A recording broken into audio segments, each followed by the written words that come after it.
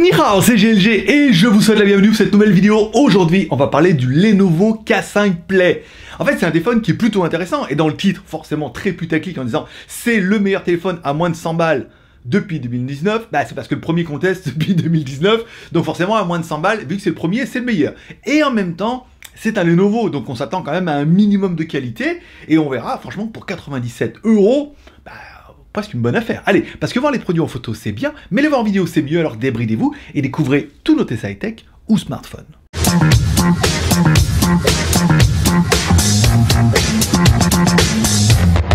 Bon, tu l'auras compris, c'est 2019, donc si toi aussi t'as des messages à passer, bon, t'as déjà envoyé les bonnes années, t'as fait des copier-coller, oui, mais t'as un message à faire passer à tes collègues, à une amie, à quelqu'un que tu connais et tout, je te propose un joli t-shirt Geeweek. Oui, bon, bah là, je peux te dire, bon, bah, il y a des dièses, hein, comme ça reste un petit peu ambigu, quoique pas trop. Tu peux aller sur geeweek.com et comme c'est les soldes du 9 au 29 janvier, et ben du coup, t'as un acheté, un offert. Bah, je peux te dire, à ce prix-là, ça vaut le coup, je veux dire, un blanc et un noir, par exemple, au cas où ils avaient du mal. Aujourd'hui, on va parler du Lenovo K5 Play, un téléphone annoncé à moins de 100 balles. Et donc du coup, bon, on a testé des trucs qui étaient plutôt moyens, mais on se dit, est-ce que pour Lenovo va faire un peu mieux que les autres pour moins de 100 €? Et ben c'est ce qu'on va découvrir. Allez, pour ce prix-là, tu auras quoi? Un écran de 5,7 pouces en HD+. HD+, pourquoi? Parce qu'il est bon aujourd'hui, les téléphones sont beaucoup plus en longueur, hein, sur 18/9. Bon, bah un écran qui est HD, qui fait le taf, rien d'incroyable, encore une fois, rien de super lumineux, magnifique, machin et tout, peut-être un petit peu terne, ça manque un petit peu de luminosité. Bon, bah encore une fois, voilà quoi, je veux dire, pour son pognon, donc du coup, bah l'écran est beau, l'écran est HD, je veux dire, ça fait bien le taf, bon, très bien. Allez, sur la face avant de notre téléphone, pas de LED de notification. C'est un petit peu dommage, mais on peut pas tout avoir. En haut, une caméra de 8 millions de pixels. Bon, qui permet de faire des photos selfie, oui. Alors encore une fois, pour du Instagram, du réseau social, ça ira très bien. Après, si tu veux imprimer un poster, ça va être un petit peu limite. On est bien d'accord. Au niveau de la vidéo, on peut aller jusqu'en Full HD. Bon, on verra. Pas de fioriture, hein, pas de stabilisation, pas rien du tout, mais bah, voilà quoi. C'est parti pour la caméra avant. Une caméra avant qui fait des vidéos en Full HD. Bon, c'est quand même plutôt la bonne nouvelle. Bon, stabilisation... non, en même temps, on voulait pas trop y croire. Bon, voilà. Bon, bah écoute, c'est plutôt pas mal. En fait, comme ça, bah après, encore une fois, ça restera comme les photos, bien pour un petit écran de téléphone. Après, bon, bah, c'est pas la folie et tout, mais bon, bah, on va dire, ça fait plutôt bien le taf pour vos réseaux sociaux, par exemple. Allez, on va essayer la caméra arrière. Allez, découvrons un petit peu notre téléphone. À gauche de notre téléphone, deux cartes SIM ou une SIM, enfin une nano SIM plus une micro SD. Bah, c'est quand même plutôt une bonne nouvelle, la mémoire est extensible. Au niveau de la 4G, notre téléphone, c'est une version globale. Donc 1, 3, 7, 8 et 20. Pas de B28 forcément sur cette version. Bon, c'est dommage, pas dommage, encore une fois. Si vous êtes sur une antenne Free, machin, qui est en B28, il n'y a que du B28 autour de chez vous et que votre téléphone n'a pas le B28, il basculera automatiquement sur une antenne B20. S'il n'y en a pas, il basculera en 3G+. Donc encore une fois, c'est pas un drame. Bon, voilà. Il faut le prendre en considération. Allez, à droite de notre téléphone, bouton volume plus moins, bouton power on off. À noter que le bouton on off est strié, ce qui donne son petit effet, voilà, quoi, quand on touche, tu vois, ah ouais, c'est strié. Allez, en haut de notre téléphone, bah rien, comme ça ira plus vite. Et enfin, en bas de notre téléphone, on aura bien une prise jack, ouais, voilà. On aura bien une connectique micro USB, bon, voilà, je veux dire normal, un petit peu. Et on aura bien un haut-parleur qui... Même si on pourrait dire qu'il manque cruellement de puissance, hein, encore une fois, c'est pas une discothèque, et ben le son est plutôt pas mal, on est sur un médium qui est assez large, qui monte haut dans les médiums, qui descend bas dans les médiums, qui est clair, qui est beau, je te laisse écouter, tu verras quoi, ça va.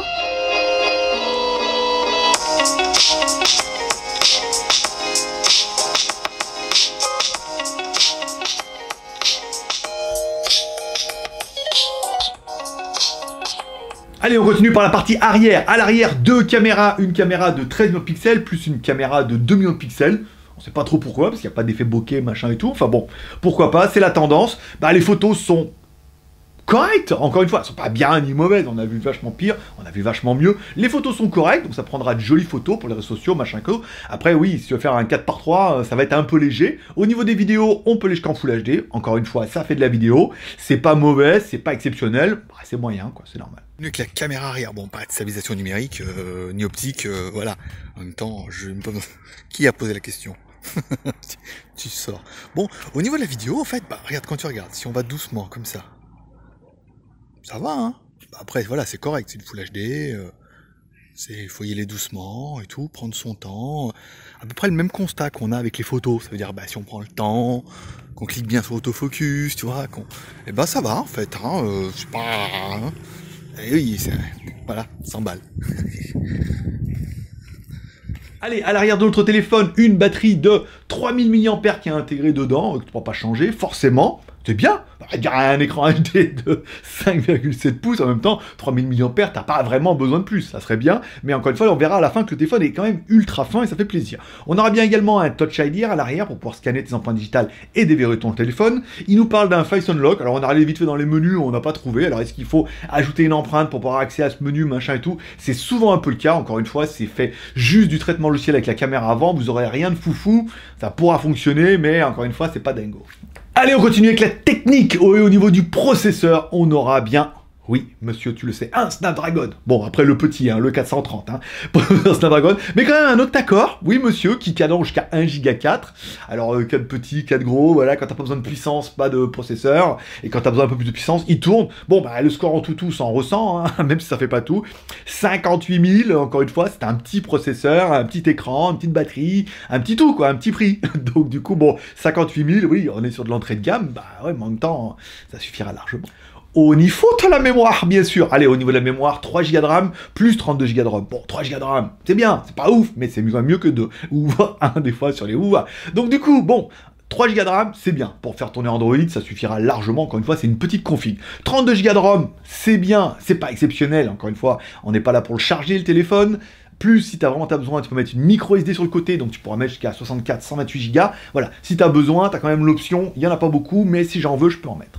Au niveau de la ROM Android, alors au niveau de la ROM Android, on est sur du Android 8.0, oui. Alors en fait, c'est du ZUI 3.7. C'est la surcouche Lenovo. Alors bon, ça ressemble fortement à du Android, à part qu'ils se sentent un peu obligés de foutre le bordel dedans pour dire c'est notre propre ROM. Donc du coup, les raccourcis, il y en a en haut, il y en a en bas.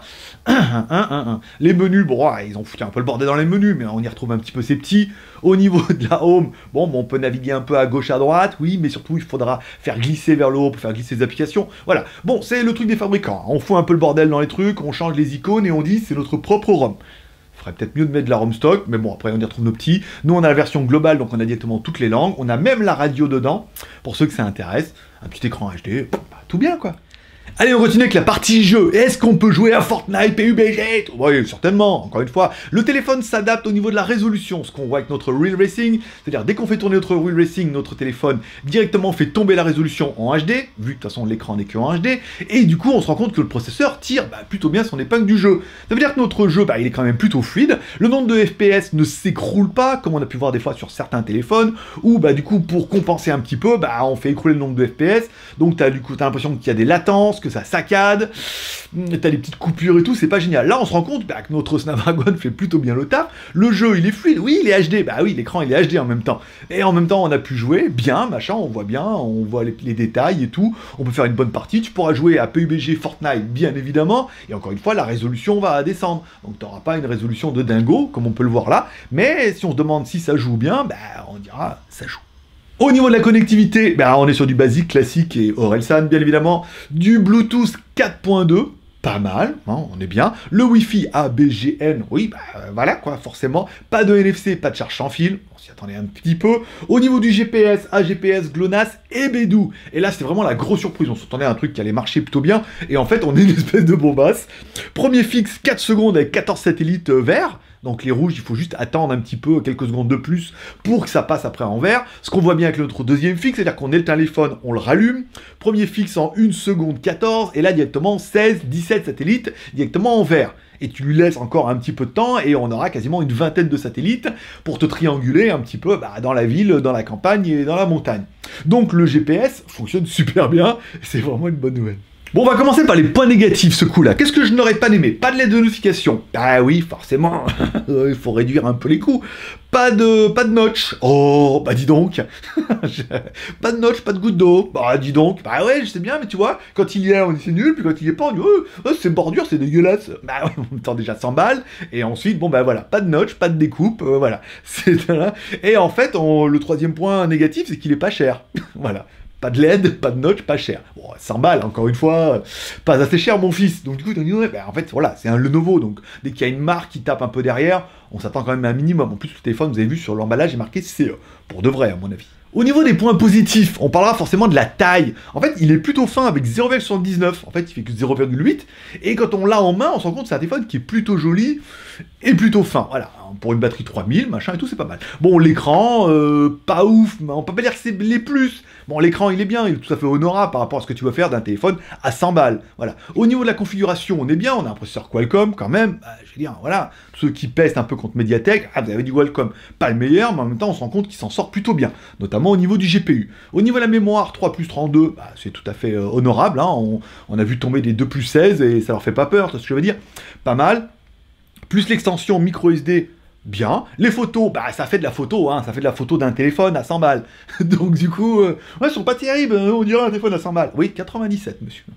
C'est exactement ça. Mais les photos sont correctes, les vidéos sont correctes encore une fois. Si tu veux mieux, il y a mieux. Si tu veux pire, il y a pire. Il reste encore des Kodak jetables que tu peux acheter. Donc du coup, bah, on peut dire que bah, au niveau des points positifs, pour 100 balles, bah, t'en as pour 100 balles et t'en as vraiment pour ton pognon. Bon, du coup, ce téléphone nous a été envoyé par... On sait pas. On sait pas. Les vendeurs qui nous envoient le téléphone, non. Après, il y en a qui nous contactent, tu veux ça, nanana, puis après, ils changent de boulot, machin et tout. On sait pas qui nous l'a envoyé. Donc, du coup, c'est pour ça que j'ai fait traîner un petit peu, parce que personne me met la pression. Je vous mettrai les liens en description, ce que j'ai trouvé. On mettra, si on trouve Gearbest, Banggood, AliExpress, voilà, on trouvera un petit peu, avec les partenaires qu'on a, on leur mettra leurs liens dedans, et puis tu verras. Mais en moyenne, tu peux le trouver facilement à moins de 100 balles dans cette version globale. Ça veut dire que tu as directement les services Google dedans, tu as directement toutes les langues, et il est compatible jusqu'à la B20. Voilà, c'est plutôt pas mal. Est-ce que je le conseillerais comme achat? Bah oui, si t'as que 100 balles, si t'as que 100 euros, oui. Pour un petit téléphone d'appoint, un petit téléphone pour un gamin, ou pour une personne qui est pas du tout addict au téléphone, je veux dire, pour aller sur Internet, regarder des mails, prendre des photos, faire des appels, aller voir les vidéos YouTube de GLG, bah, je veux dire, 100 balles, t'as pas vraiment besoin de bien mieux. Après, forcément, il y a mieux pour toujours un petit peu plus cher. C'est toujours, oui, mais nanana. Et après, on peut avoir peut-être mieux dans les marques underground. Là, l'intérêt, c'est quand même, on est quand même sur du Lenovo. Donc ça garantit un minimum. Est-ce qu'il y aura des mises à jour avec leurs UI machin?